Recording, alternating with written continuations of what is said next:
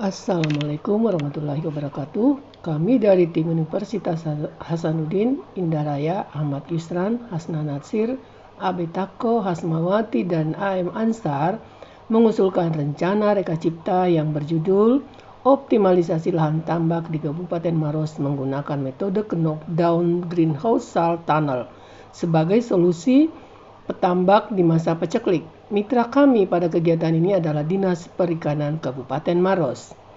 Tim Unhas mulai meneliti garam dan terlibat pada kegiatan pengembangan garam di Sulawesi Selatan sejak tahun 2016. Reka Cipta ini dilatar belakangi kondisi lahan di Kabupaten Maros yang menurut Dinas Perikanan Maros terdapat 640 hektar dari 4 kecamatan lahan tambak yang mengalami kekeringan dan tidak produktif saat kemarau.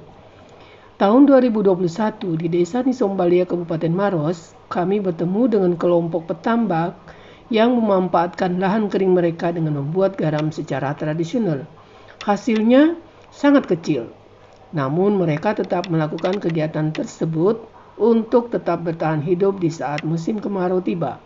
Pada tahun 2022, melalui kegiatan pengabdian masyarakat, kami mengajak petani garam tersebut mencoba membuat garam menggunakan metode greenhouse salt tunnel, di mana masa pembuatan garam bisa lebih cepat dan kualitasnya lebih baik serta lebih banyak.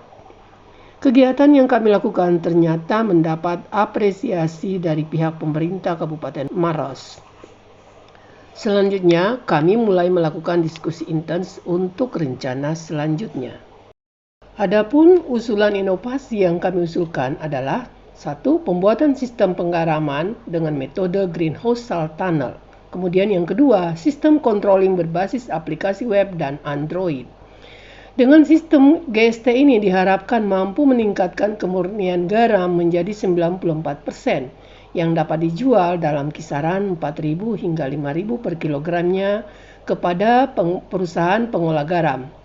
Sebelumnya yang hanya dijual untuk kepentingan mengawetkan ikan saja seharga 1.000 hingga 1.500 rupiah per kilogramnya. Dengan demikian akan terdapat kenaikan senilai 2.500 rupiah per kilogram. Selain itu, dengan GST, waktu pembuatan garam bisa dipercepat 4-5 hari berbanding sistem tradisional yang memakan waktu lebih lama lagi. Garam hasil GST selain dijual ke perusahaan garam, selanjutnya dapat juga diolah melalui mini laboratorium Unhas menjadi garam yang kemurniannya mencapai 97 hingga 98% untuk dapat digunakan pada rumah sakit Unhas maupun keperluan medis lainnya. Sedangkan sistem controlling diharapkan membantu pihak yang berkepentingan untuk melihat perkembangan garam di Kabupaten Maros.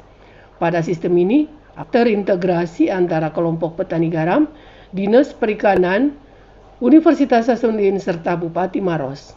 Melalui sistem ini, jumlah produksi garam, kondisi garam, dan kondisi lahan garam, serta permasalahan petani dapat dipantau setiap saat.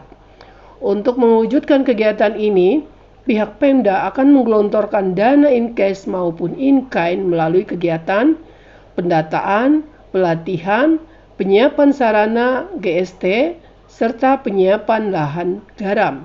Sedangkan untuk Universitas Hasanuddin akan melakukan pendampingan teknologi terhadap petani garam, sistem GST dan penyaringannya, menyiapkan mini laboratorium untuk membuat garam sesuai dengan SNI dan merancang sistem monitoring garam yang bernama aplikasi Garamku. Adapun manfaat dan dampak dari kegiatan ini yaitu bagi masyarakat, kualitas dan kuantitas garamnya meningkat sehingga nilai jualnya juga akan meningkat, yang tentunya akan berdampak pada peningkatan income bagi mereka.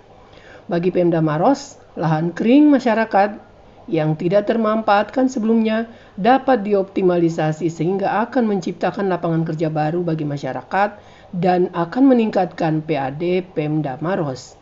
Bagi Unhas, akan ada teaching area berbasis riset melalui kerjasama pengembangan industri pembuatan garam, serta adanya mini laboratorium garam di Unhas. Bagi mahasiswa, berkesempatan terlibat langsung dalam praktek pembuatan garam dan praktek pembuatan sistem controlling berbasis web dan Android. Selain itu, dari kegiatan ini akan diperoleh luaran yang berdampak pada indikator kinerja utama universitas. Pada tabel, kita dapat lihat bahwa luaran kegiatan ini memberikan dampak pada beberapa indikator kinerja utama.